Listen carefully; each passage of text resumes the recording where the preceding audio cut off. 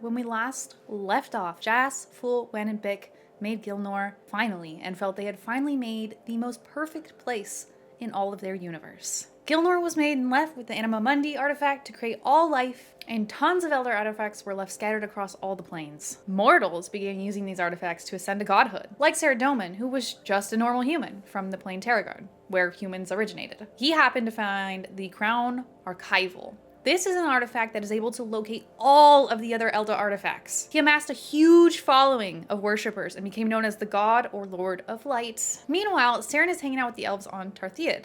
She treasured them and begins teaching them how to use crystals and magic. After spending some time with them, she witnessed a death of one of their elders, and it impacted her greatly.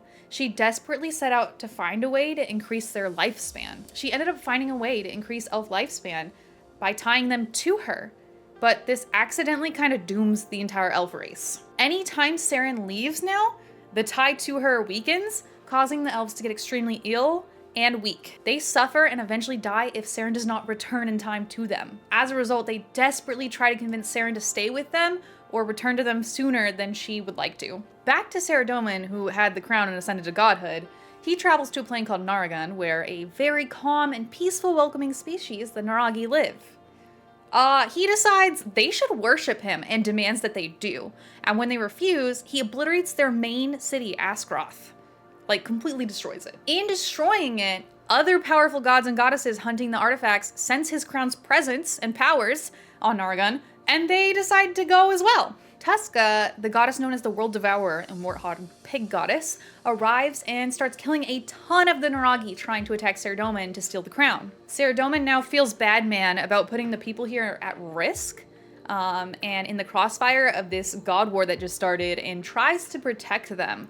However, other gods start arriving and he can no longer help them. Gods like Skargaroth arrive, who has an elder artifact called the Blade, a giant sword weapon. The fighting between all these gods decimate the Naragi and causes almost the complete annihilation of them and their plane. It's known as the Naragi God Wars. Skargaroth, with his giant sword in attacking Tuska, accidentally misses, crushes the last house of the last Naragis alive, killing the daughter inside. The father is the last Naragi left living, Guthix, who witnesses his daughter crushed in front of him by the blade.